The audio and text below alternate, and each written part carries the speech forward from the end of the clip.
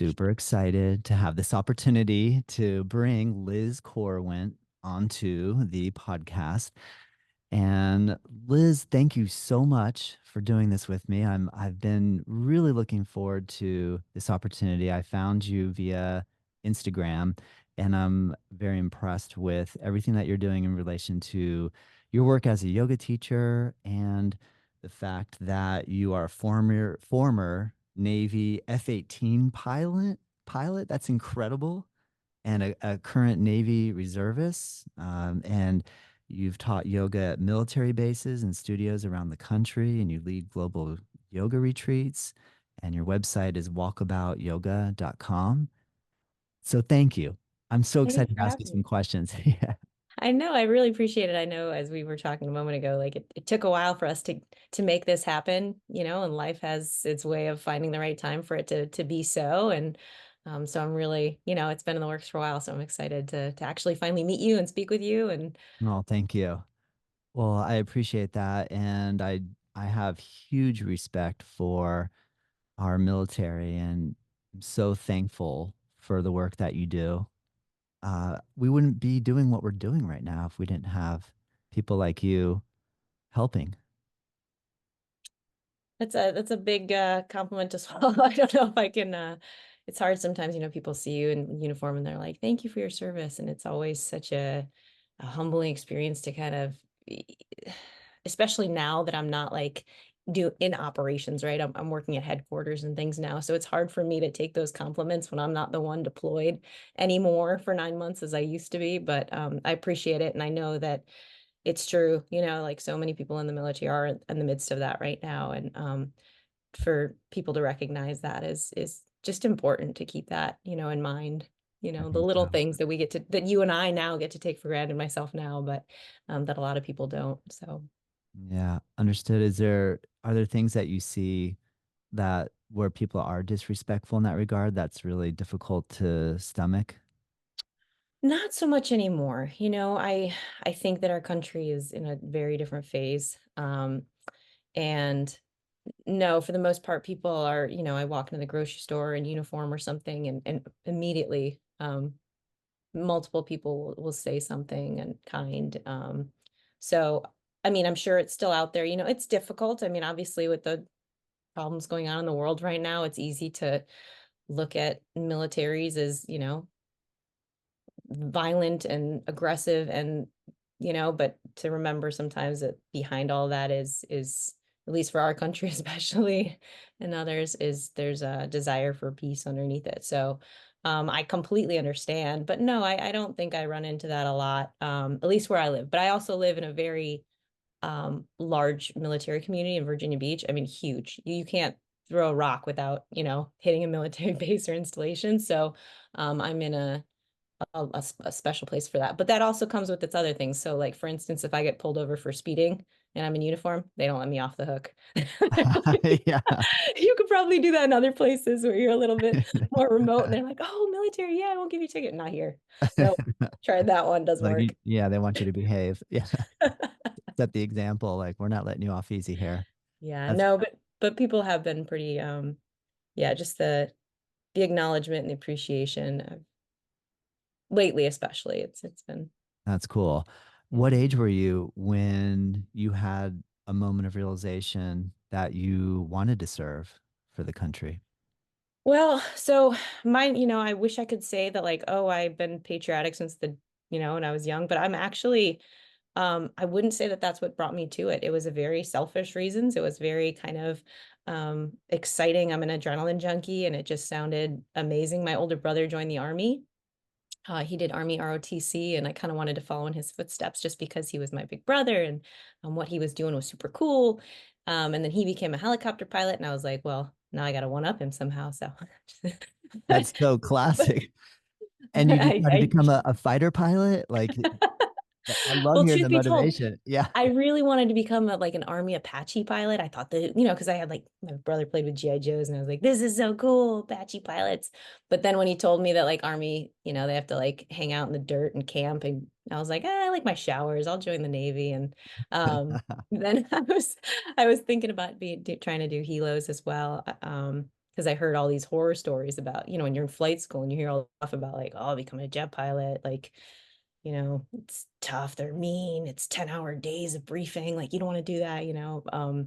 But yeah, ultimately ended up doing that. So it was more of I did ROTC in college. It was a great way, coming from my background, my family dynamic, to go to a good university, and the military paid for it. And then when I graduated, I started flight school. So it was very much, we definitely grew up in a patriotic family. Like I said, my older brother was Army, and my grandfather was Navy, but like we didn't have a lot of people close to us that were military at all. So it really was it was more of like just the unknown excitement of like joining the military and what that could be, traveling, the unknown, that I think Yeah. kind of drew that part of my personality, especially at that point in my life, um, Gotcha. into Gotcha. it. You went to flight school in Mississippi. Is that correct? Yep. So there's multiple locations that you go to. You start kind of in Pensacola. It's called the Cradle. It's kind of cool. They have a sign outside. It's like the cradle of naval aviation. It's where all the baby pilots start. Um, so there, and then yeah, a couple other locations in the United States, Mississippi being one of them. So yeah, you jump around a little bit. What type of like the amount of people that dream of flying as a fighter pilot, what percentage actually realize that dream? Because I remember growing up and thinking, wow, being an astronaut would be so cool. And then someone saying, yeah, but only like 5 people get picked out of a million and billion kids that all dream of that. Is it true for a fighter pilot? Same thing? Like you really have to be the top, top, top, top level to get to that point? Yeah, there's such I talked about this before. There's the butt off piece of it. Yeah, you got to do really well in school. Flight school is no joke, especially early on. The way the military works, it kind of ebbs and flows of when there is a need for things, right? So like one year there might be too many jet pilots coming through, or too many helicopter pilots, or too many whatever pilots. The next week, or year, there might not be. So like that spigot, as we say, kind of turns on and off. So even if you did work your hardest, get the best grades, make it through flight school, sometimes that week they might not only need one jet pilot and all these other kind of aircraft. So it really is sometimes the luck of the draw too. I happened to go through flight school in Pensacola. So you go to Pensacola first and you kind of do a lot of like book um, test. Like there's no flying there, right? At first. Yeah. Um, and if you didn't have a 97 or 98%, like you Wow. were just done in Yeah. those couple months. So, but then, fast forward a year or two later and they're like, oh, okay, 85% will keep you. So it really does determine and depend on when you're going through, the group you're going through with, Mm. right? Yep. So, Yep. um, there's a lot of pieces like that. And then, so there is, little bits of just luck kind of built in there too. Yeah. Yeah. What was your first experience flying a fighter jet on your own? On my own. Oh boy. Well, they don't mess around with like tossing you up there by yourself pretty quickly. Like it's actually more of a sink or swim kind of thing. They want to see how you handle the pressure too. Mm. So it's not too far along. I remember, so I flew like a Cessna first. The military would send us to get like that 25 hours in a Cessna just to be like, hey, you sure you want to do this before we invest all this money in you to send you to flight school? So I did that outside Chicago, 25 hours in a Cessna. Um, and funny story, but my first time alone in just a tiny Cessna, I porpoised down the runway. And for any pilots out there that know what that means, it means I bounced and Yeah. I couldn't land. And so then I had to go back around. And I remember my instructor being like, well, you gotta land the plane, Liz. So we gotta figure this out. So luckily I kind of had to talk myself down out of that one and got out of it. But so you start with the Cessna and then you start with the training, single engine kind of planes. And I remember though the first time I flew an F-18, it was like there was no comparison. Do you know what I mean? Like you're flying the trainer jets, and then all of a sudden, like I moved to Virginia Beach, and it was just, and they're like first flight. It's like, here you go, take control. Like, and Wow. it's similar, right? There's similar mechanics to what you learn, Yeah. but it's there's moments of being a pilot where you never get used to it. And I don't, maybe a different pilot will say something different, but there was never an aircraft carrier landing that I got used to in a way, if that makes sense. Like Mm. every cat shot was just as exciting as the first time. Wow. So yeah, I'm sure you can even hear my voice right now talking about it. And that's part of why this whole yoga thing is so important, especially for me, Yeah. because even speaking about it, my energy level, right, is going up. It's the adrenaline, the excitement of it. Um, so Oh my that's where gosh. yoga steps in for me a lot, is that re-regulation kind of out of that high. And I read on I scanned your information this morning and you took your first, is it true you took your first yoga class in Mississippi? Yes, yes. So I stumbled into a yoga studio. I don't even know why. I went like trying to think, maybe before I started. Yeah, my first like real yoga class was there. Um, like not gym yoga, I'll say, and it happened to be an Ashtanga studio. I just didn't even know what that meant. I Oh, couldn't have cool. told you what that word was. Yeah. Um, but it happened to be there in Mississippi, and it just became this like safe haven for me. Like I didn't even know how much I needed it. Where the teacher was so kind, and it's funny, I want to go like look back up that studio and see if it's even still there and the instructor is still there, because she'll never understand what she gave to me, Wow. especially during those years. And I think that's the cool thing about being a yoga teacher, is like we just don't know.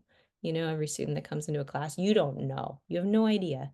um but even before that, in right before I started flight school, I remember going to some gym yoga classes here, not here, but in Chicagoland area when I was doing that Cessna training. And I was the person that got off the treadmill, showed up late to the yoga class, and then they'd put everybody in Shavasana, and I was like, I'm out of here. Like, I don't have time for this 5 minutes of rest. What are you talking about? And I'd go get back on the treadmill. And the worst part was there was like a glass wall between the yoga class and the treadmills in the gym. And so this poor teacher had to watch me show up late to his class and leave early and get back on the treadmill.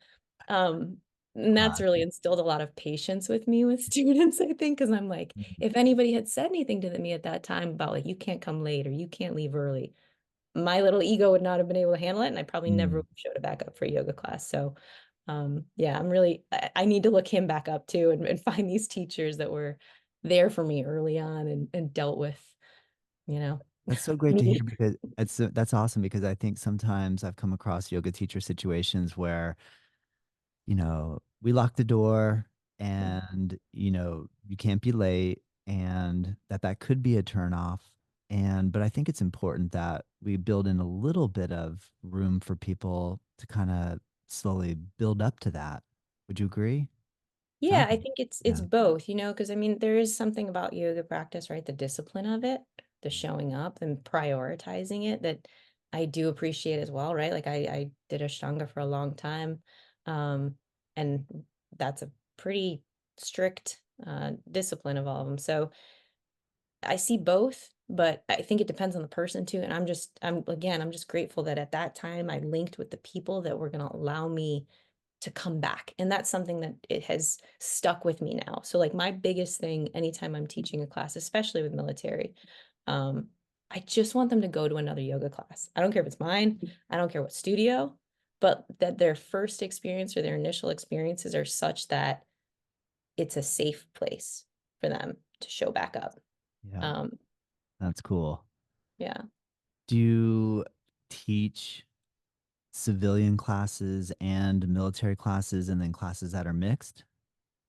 Yeah, so right now, actually, so as we talked about early on, we've push delayed this podcast because I was pregnant and had a baby, and he's now almost 8 months old. So I haven't been teaching as much as I used to in studio class. I'm still doing all my retreats and things, but when I was teaching a lot more studio type classes, yeah, there'd be civilian classes, and then I'd teach military classes on like bases and things. But again, in Virginia Beach here, it's such a military heavy community. And one of the studios I was teaching at, called Studio Bamboo, they have military only classes too. And yet you're still going to have a ton of military in your class. Do you know what I mean? Your civilian Yeah. classes. So I there's know. always a mix. Yeah. But yeah, on bases, I was teaching military classes, civilian classes, and you handle them a little bit differently. And I was lucky enough to do a retreat a couple years ago with Team Red, White, and Blue, phenomenal organization, um, to do a retreat for military service members and those that support them, so family members as well. And those are really special, you know, when you get that kind of localized population because you can talk differently. So, I mean, it's the same thing for all your yoga teachers out there, right? Like if you know that you have all beginners and you know that you have all advanced, sometimes it's actually a little bit easier, and I use that word advanced very lightly. We all know that that doesn't quite mean advanced. It means Yeah. physically stronger sometimes classes, not the person, but the class, Yeah. demanding classes. But, and then when you have a class where it's like a multi-class, right? For a yoga teacher, those are hard, Yeah. right? Because Yeah. you have Truly. to dance Truly. between what everybody needs. So, Yeah. yeah, sometimes it's nice to have just a military class with military members because I find that I teach differently. Mm. I'm a little bit more like no nonsense, a lot more less fluff. I curse. Um, I yeah, I just use different terminology um, that makes it feel more personal for that group. How would, if I'm a brand new yoga teacher and I don't have a lot of awareness of Mm, what it means to serve in the military, and or I have not done any sort of like trauma informed yoga study, and or I have not had a chance to work with anyone that has suffered or does suffer PTSD. What kind mm. of advice would you give me as a kind of a green teacher coming in and really eager? I'm really excited and I'm definitely willing to put the work in to become a good teacher. But are there any helpful hints you can give me to help me be a little more sensitive to what others have potentially experienced, and to make the environment a little more comfortable? I I love this question, Todd. It's because it's so complex. Because I had a teacher once, and many of you probably heard of her, Sean Corn, and she Congratulations. said to me once, "It's okay to suck." You know, when you're a new teacher, it's okay to suck. Like we put so much pressure on who we were as new teachers to be perfect all the time. And I just want to put that disclaimer before I go into the next piece. It's like, it's okay to mess up. It's okay that you didn't, you know everything about everybody in the class that day, or you said the wrong thing, or you upset somebody. That's going to happen. So I just want to put that out to be very kind of generous and kind to ourselves. And yet, if you're going to be a yoga teacher and you're going to step in and you know that you might be in a location where you might have military members coming, uh, number one is just don't treat people different, you know, like that's it.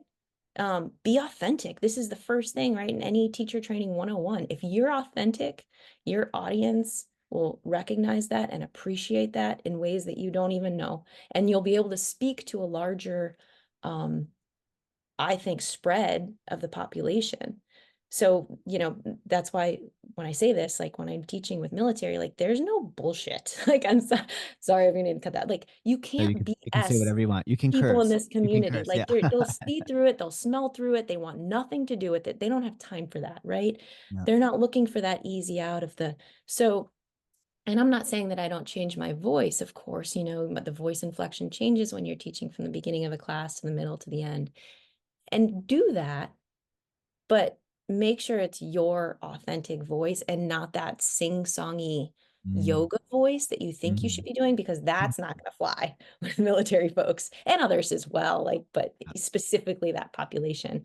But what I would say, you know, some of the things I took taken trainings on this. My teacher, Ann Richardson Stevens, works with military all the time. It's how before I was a yoga teacher, I was going with her to bases to teach military special ops guys and stuff. And one of the, you know, so built into our training and our TT and stuff. And then I did mindful yoga therapy training, which is fantastic as well. I'll put that out there for anybody that wants to teach with these populations.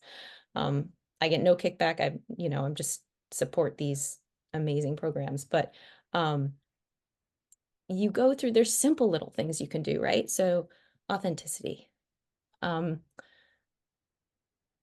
Sometimes people like having their back to a wall. Don't sneak up on people, right? this has become like a really big thing in the yoga community of like, well, don't put your hands on somebody unless you ask them first, right? Because that can be a big trigger. Yep. I'll be honest, Liz Corwin speaking here. I like to touch people like in a yoga class because I think that there's a boundary that softens, but you got to know when and when not to do it. And that takes time. So if you're a new yoga teacher, don't jump into that one. Um, However, like I said, if you know that there might be people in your class like that, I would not recommend touching. And then I also would allow them to see the room. So don't walk up behind people, Mhm. right? Mhm. If Yeah, you're that's going great to go over advice. to a student, come from the front and come slowly. Yep. So those are just some, I'll throw out little things to be mindful of. Um, That's so interesting. And this probably is extremely obvious, but the not coming up from behind, is this stemming back to the idea if you are in some sort of combat situation, you obviously want your back covered. Is that where this stems yeah, from? it's more just trust in your space. Yeah. If you don't feel,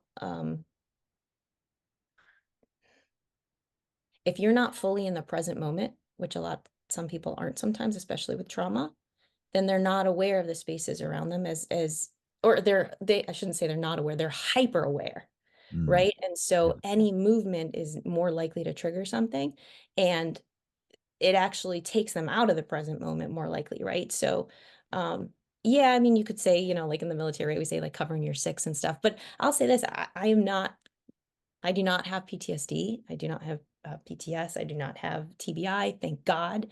Um, Can you tell me and what I that? even and I even like to stay in corners. I want to see the room. I always want an escape. I want to know where the doors are. I want to know where the windows are. That's just me. I don't know if that's just because of military training too or not, but I like that personally. And so it's just something that I'm conscious of in classes with military of just my movement and space in the classroom. And sometimes it's even best to just stay at the front. Yeah. Yeah. So, Yeah. Interesting. That's so good to hear. Thank you so much for sharing that. I'm curious, the word authenticity, if you were running a teacher training or just simply speaking with a friend that also is curious, I'm curious, how do I become more authentic? How do I tap into my authenticity? Because it sounds easy enough, yeah. but So that's my, yeah, yeah. please. No, go ahead. What were you going to say I specifically? guess I agree with you that there's this idea that like a sing-songy voice in yoga is not doesn't I'm not attracted to that. Like that does kind of repel me a little bit. Like I like when it's very clear and it's present tense language versus like now lifting your arms and pointing your toes, and like I like it when lift your arms, Mm, your toes. Like I feel like I connect to that. But I'm curious, maybe somebody that is their authentic self, like yeah, sing songy. So I guess I'm curious if you have a strategy or an idea around how to tap in. How do you tap into your authentic self? yeah. Okay, so I'll do this twofold. One is the voice thing real quick.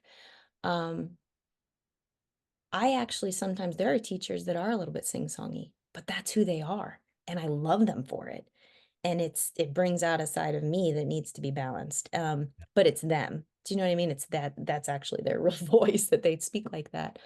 Um, I don't think that you can bring out your authentic self. And we talk about it in yoga teacher trainings, but it's not something that's going to get done immediately, right? And even in a Yeah. TT, like there's no way. Because unless you do the work, unless you go through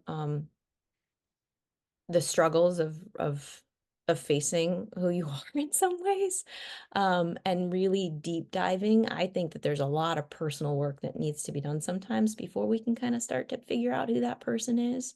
Um, so I would say don't rush it, but be aware. And be aware, especially as a new yoga teacher. Um, Take different teachers' classes, listen to them. You hear it and you know it, or you don't. You know what I mean? It's not even something like you know which teachers are truly being authentic themselves. Maybe you don't even like that teacher, but you can still tell that they're being authentically them, right?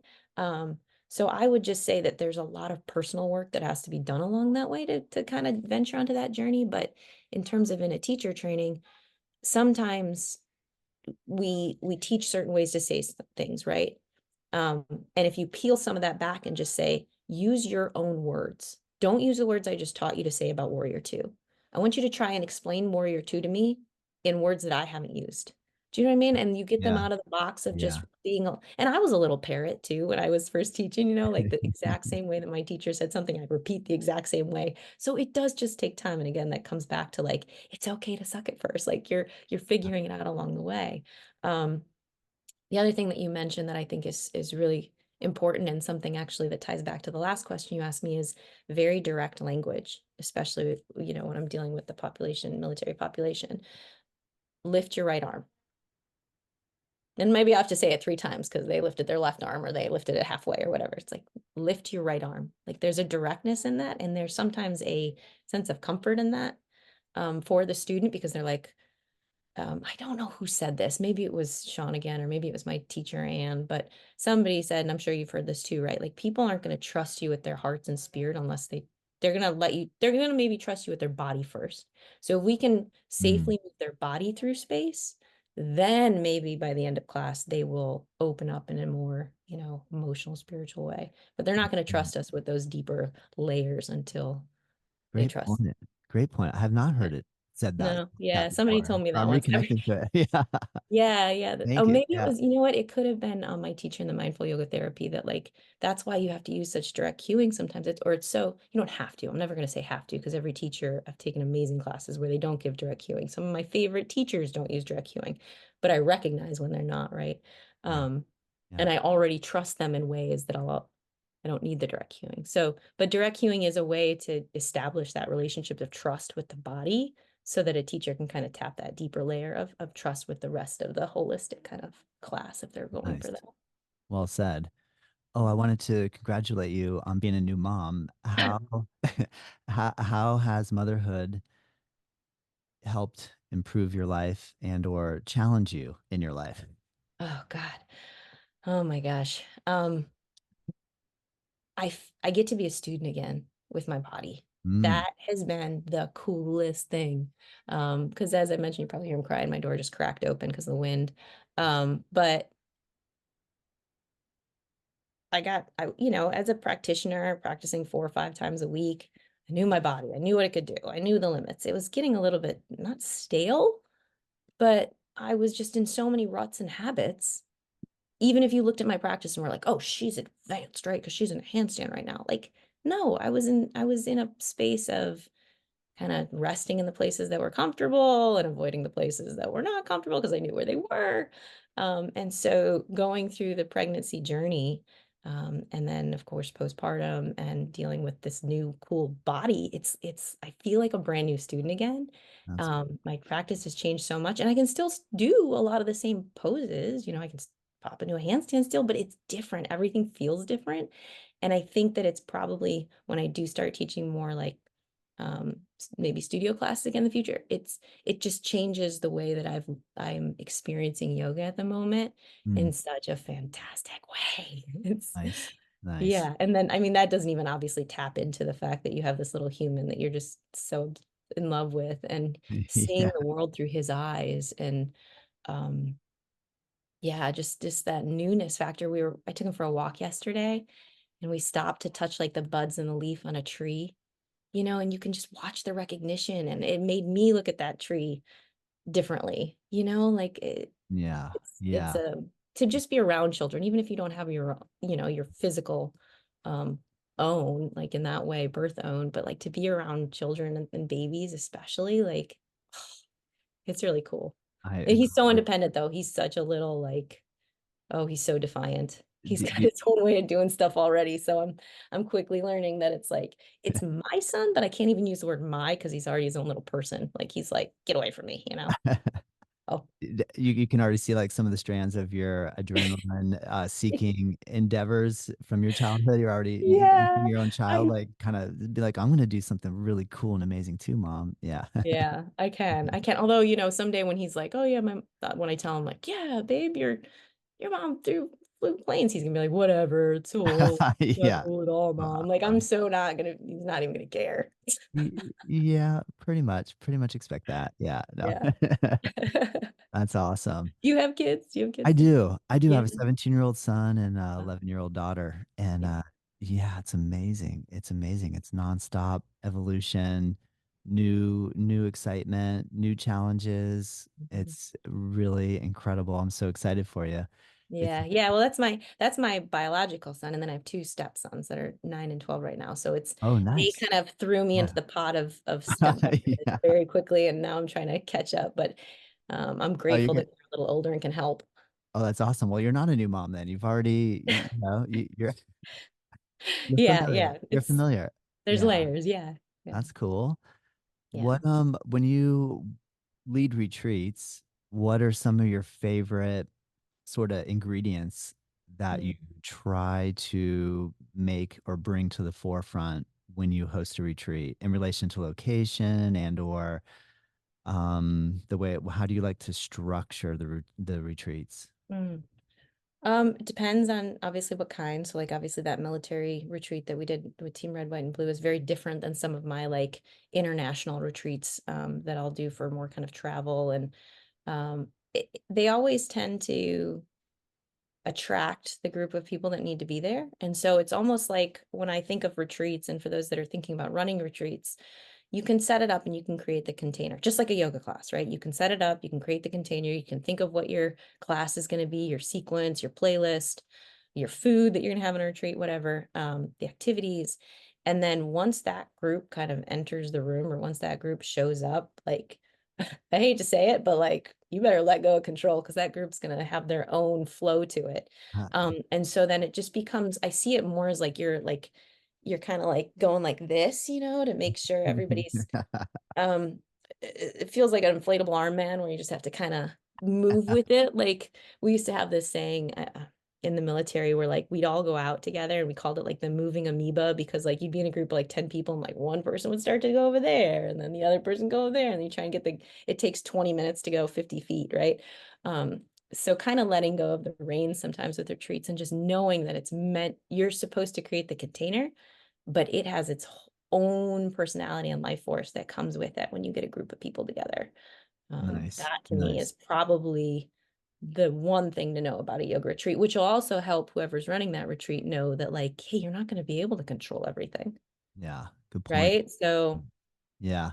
Where's one of your most favorite places that you've held a retreat? Like where was one of the most magical sort of I'm sure it has a lot to do with who shows up and then yes. obviously like location, beauty of location, but where's one that sticks out in your mind for just being memorable? Can I pick like a couple? Yeah, Okay. yes, Well, of obviously I course. run I run one in Amalfi Coast every year because we stay with the same Wow. Italian family and they've Yeah. become like my family. Wow. Um, the parents do the cooking. They don't speak a word of English, but the mom's making our pasta, the dad's making the homemade wine from their um, Wow. garden. Nice. The daughter runs it. The husband's the photographer and our driver. Like their whole family, like the brother owns the pottery shop. So that one is like super special. I've done that one 4 or 5 times now. Um, the one I mentioned about Team Red, White, and Blue was really powerful. Um, because the group that we got together, especially, I think it was like on the last night, we were having like a fire pit. And the impact that the people that had attended kind of made on each other. Because I remember there was one woman, I'm not going to use names or anything, but she had contacted me before the retreat. And she was like, Liz, can we meet ahead of time? I had a Zoom call, private Zoom call with her because she was feeling limited in some of her physical abilities. And so she didn't want to go. This was a woman that hardly left the house. Well, we had this Zoom class. I went through some basic yoga stuff with her to make her feel more comfortable. Say, hey, we're going to do this too. You might see other people in the class doing all sorts of stuff. It doesn't matter.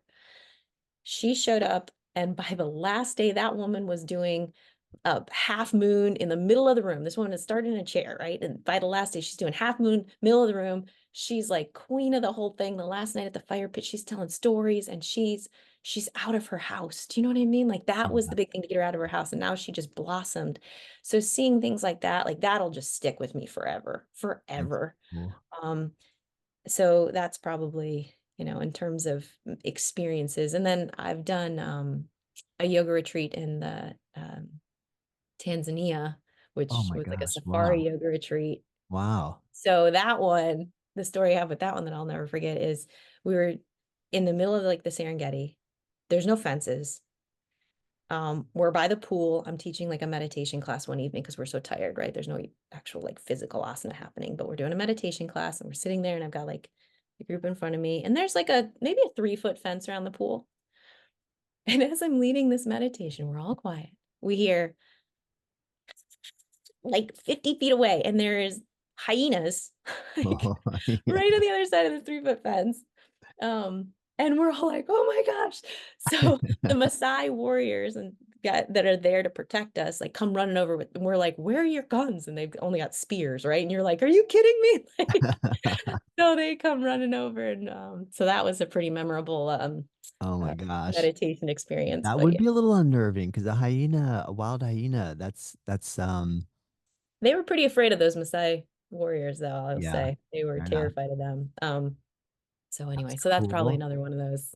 But that was, so off the wall and being in Yeah. for a yoga retreat. Oh man, that sounds amazing. What was your first retreat that you led? And how many years back are we talking here? Like how many years ago did you start teaching? I started teaching in, I think it was like 2010 or Huh? 11. Uh-huh. Um, And then maybe when was of- your first retreat that you led? 2016. Cool. Where was So, that? and I was living in Europe at the time. I was living in Germany.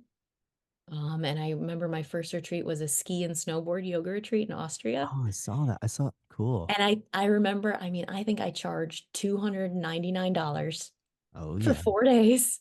Like, How, like I started this out so basic because I didn't even care. I didn't want to make money. I just wanted people to come and have fun and yeah. ski with me and snowboard with Yep. me. Yeah. And it was unbelievable. It was at this cool place called Alpen Retreat in Austria, uh, Wow. right on the border of Austria and Germany. It was very cool. I hosted a couple there. Great location if anybody ever wants to be out in the mountains and yeah, Amazing. it's like this, it's near this old Roman road that kind of cuts through Austria from Germany down to Italy, in the mountains there. It's exquisite. Were you stationed in Ramstein? No, Ramstein? my ex-husband and I were living in Stuttgart, Mm. Germany. Uh, So I was reserve at the time. He was active duty, and so we lived there for about 2 years in Germany. Amazing. Oh my gosh, I loved. I was teaching at some German yoga studios there, and I learned a couple, you know, words. But I remember thinking like, ah, the German language. What is this going to sound like in yoga speak and the sing-songy yoga words, right? And it was so beautiful to take the classes, because it can be a pretty hard language in terms of mhm. the Yeah, good point. pronunciation, but it Good was point. it was beautiful. I also remember einatmen, ausatmen. It's like breathe in, breathe out. And so Nice. yeah, it Nice. was cool.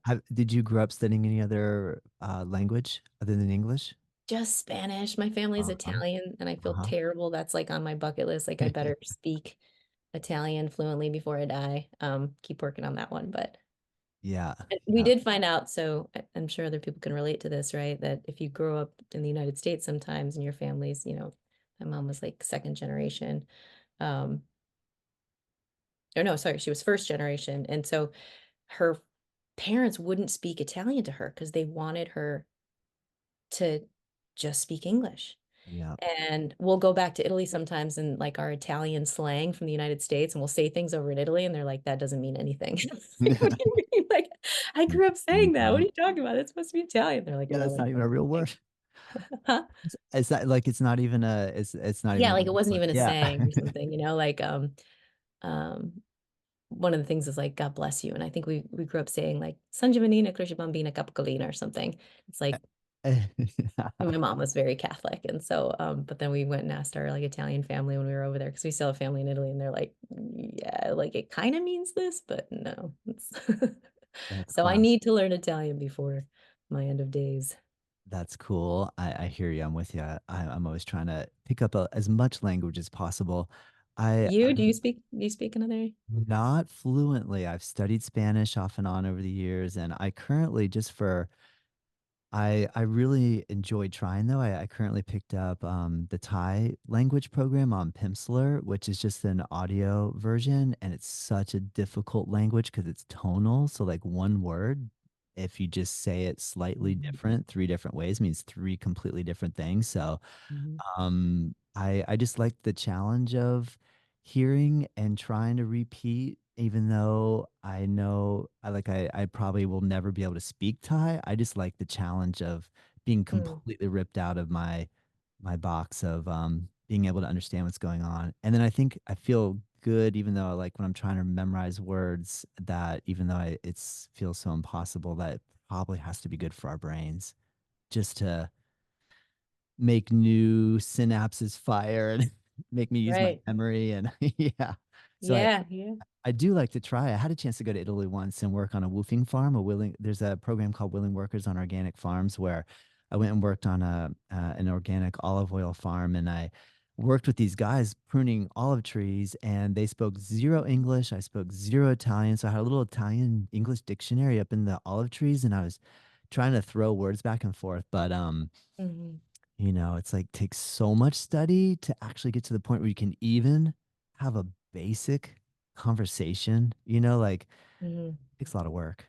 Yeah. Yeah, I do find that, when you immerse yourself in something though, like that's the only way to learn it, right? Like I'm surprised by the end of my week in Italy how like I'm like, wow, I'm actually, Right. once you're forced to do it, like you really Yeah. learn. But Good yeah, point. language is one of those things that's so beautiful. I need to teach rain. I need to teach rain. That's what I need to do is I need to teach my son Ranger Italian so that he has it as a baby, and then it'll maybe force me to Heck speak it yeah. It'll with come back full him. circle, I right? am trying to get him to say instead of mama, I wanted to say like mama, like little Yeah. like mama. So I use that one often. There we But we're go. not there yet. He's not there yet. What about with Sanskrit and your use of Sanskrit in yoga classes in relation to classes that are geared toward those that are in military versus ones that you potentially like just civilian style classes? Yeah, I know this is a really kind of popular thing, especially right now, right? With um our rights as yoga teachers to really like even use that language, right? Like this whole idea Mm, that it's not. mm. So a lot of the studios I've taught in have actually like changed, a lot of them don't say namaste at the end. They'll maybe say something different. It's hard for me. I'm kind of in between because traveling around the world, and being in like Nepal, like that's what you say. You just say namaste. It's hello, it's goodbye. Like they say it to everybody, and I do understand the feelings of appropriation and whatnot. So I'm not saying I'm not respectful of that, but there I loved using words like that when I traveled with people, and they wanted me to back with them. Like that's how we were saying, I acknowledge you, you acknowledge me. So I still use some of those, some Sanskrit, obviously. I think there's a beauty to it. You want to talk about languages? Like I probably know a little bit more of Sanskrit than I do of other ones. And it's to have those fresh eyes sometimes in a new language to say something in a different way. I mean, I think that's why a lot of people are attracted to using Sanskrit, right? Is because it doesn't have uh, all of the history that the English language does for us, right? So it's fresh, it's new, it allows us to kind of be in something else, a new pose in a different way, get our mind out of our way. But yeah, when I'm teaching with military, if I do say something, then I'll say kind of the more technical term as well. I That's don't use it as much great. because you gotta be very careful sometimes. But I do explain what things mean. So that if they hear it, it's not, because again, this ties back to what do I want? I want people to want to go to a yoga class. I want them to feel comfortable going back to a yoga class anywhere. And they're going to hear those things sometimes. So it's better, I think, for them to be exposed to it in a way. If Liz, a fellow military member says the word and explains what it means, then when they go hear it, maybe in a yoga studio, a more traditional civilian type yoga studio, they'll be like, okay, maybe it's not for me. Maybe I'm not going to say it, but I understand what that teacher's trying to get at and it won't be as foreign. Yeah. It Yeah. is such a great topic of conversation, and I do feel like I often tiptoe around it. I feel like in India, people seem so excited that I wanted to learn, and they were so supportive of me attempting to learn Mhm. that I feel like more here in the States is where that sort of argument gets used often, and so I know it is such an interesting thing because but I do think it kind of boils down to if our hearts are in the place of coming from a place of respect and we are truly respectful, like authentically respectful, not just saying I'm respectful, Yeah. that has a lot to do with maybe how it's received. So I Yeah. know it's such a fascinating idea though, because then if we're really appreciating the history and culture of yoga, then using the terminology seems like it would pay tribute to it and honor it and be like so thankful that we have exposure to Mm-hmm. the ideas that came from that culture. But I could Mm-hmm. see where if it's not done respectfully, that, yeah, I guess it's not respectful. I don't I know. remember, like, I remember in 2012, I went to India, studied Ashtanga and Mysore.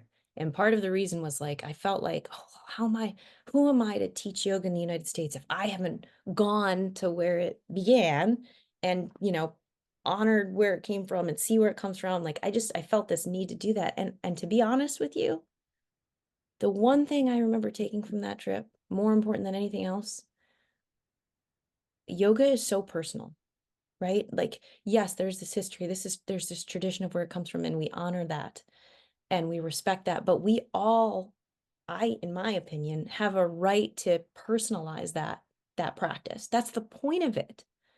And I felt very empowered actually, not because I'd been to India and studied and now I was allowed to, quote unquote.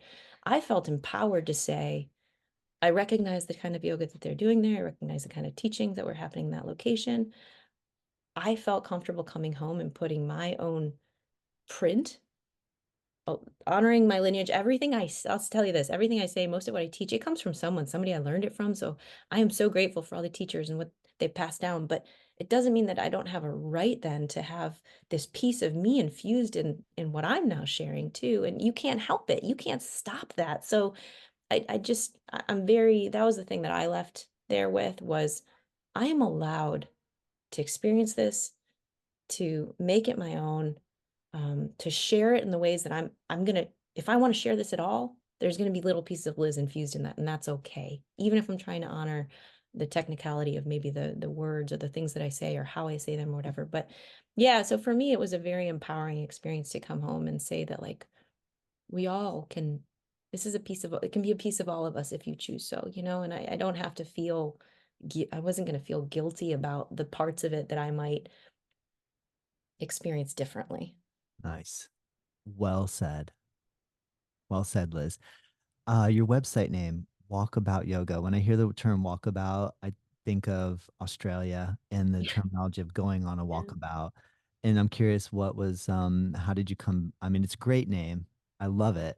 It implies or could imply so many different ideas. What do you think about now currently when you hear walkabout yoga? What does it make you feel? Well, speaking, I mean, this actually ties to the conversation we were just having, a little of this ideas of appropriation. I've had people reach out to me and be like, hey, you're, you shouldn't be using that name. And I understand, I respect where they're coming from.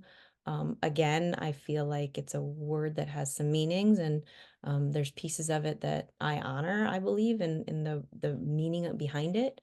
And one of those things is that this idea of a walkabout is like, there are times where we have to go venture alone. We have to go out, survive, venture alone, and then we always come back home, right? There's this coming home aspect.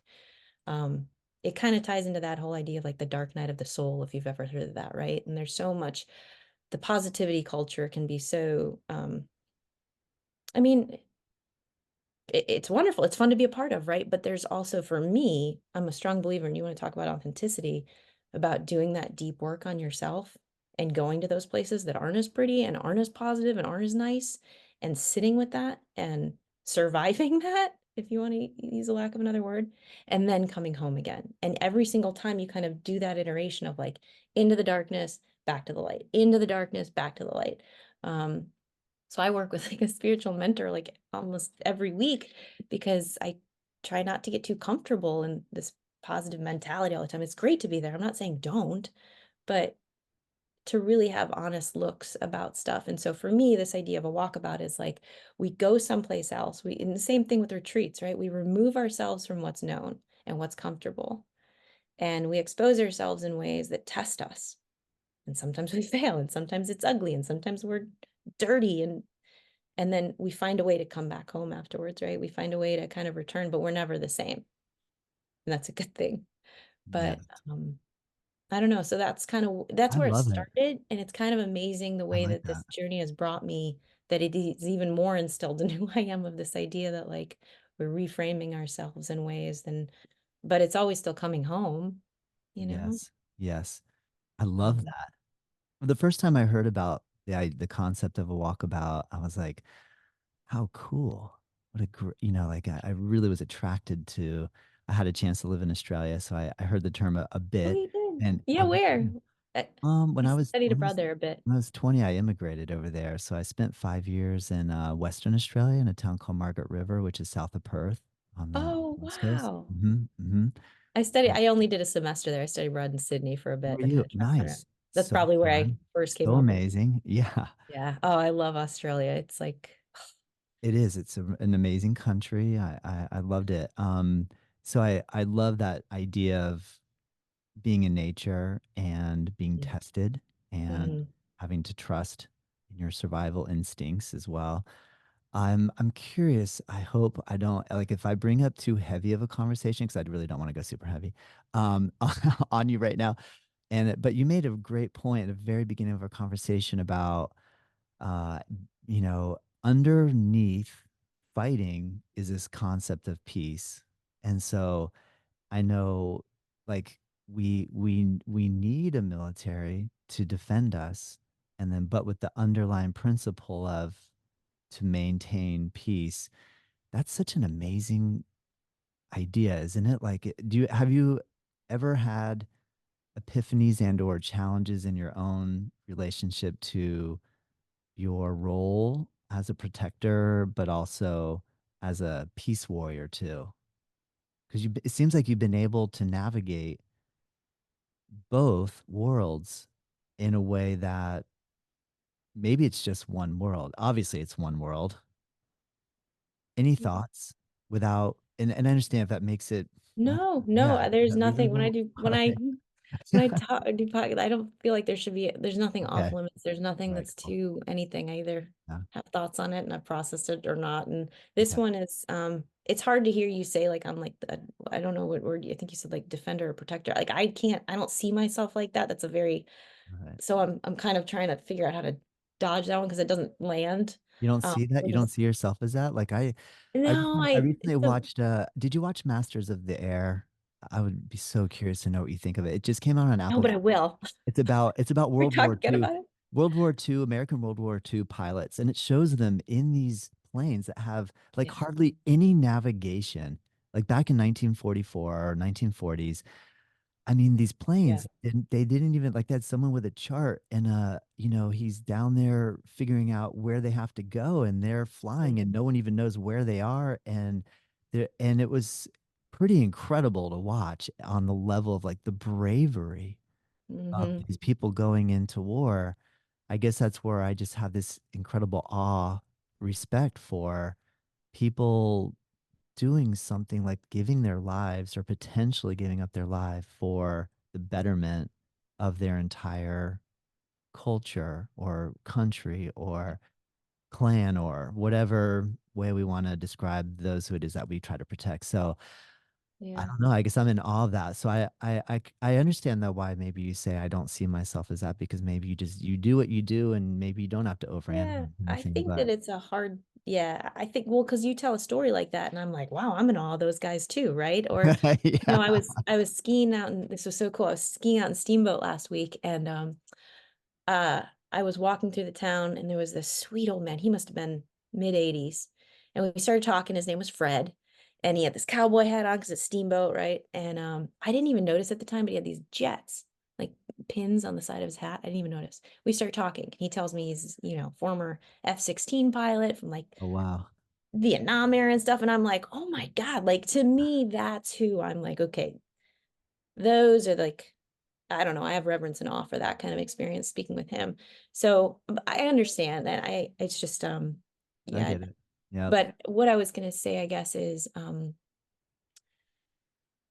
oh, yeah, that's a deep one. I think that if you, it's actually,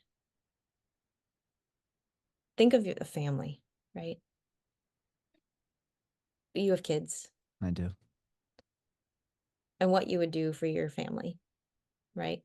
Um, I think a lot of the time, sometimes the motivation and is as big as it can be and as strong or, the higher values of like, oh, I'm doing this for the good of this, this huge thing. Sometimes it's as simple as I'm doing it for just the betterment of the things closest to me. I'm not saying it's always like that, but and I think that that's what actually gives people, and that's why when I see things come out that support military families, right? The initiatives that are taking place, the wonderful things that the community is doing for the military and military families, those are the people that like need the support as well, right? Because a lot of the time, the military member, they're doing it for maybe the bigger cause too, right? And there's things that they believe in, but it also has to do with something very close to home, right? And what kind of, and now as a new mother, I can say this, like, what kind of world do I want Ranger to grow up in? What do I want Ranger to be able to do? What do I want Ranger to have access to? Um, so yeah, I think it's kind of, that's like a way to make it more like a day to day, Yeah. closer to home kind of thing of what we're, and then it becomes, well, and I can say this when I'm flying, right? Like you're not thinking about that kind of big picture stuff sometimes. It's there, like it's not that it's not, it's just you're fighting through each day and the beauty of each day. So sometimes it's less of like this grandiose, like I'm going to Mhm. save the world, and I believe in this so strong. It's like, yeah, that's there too.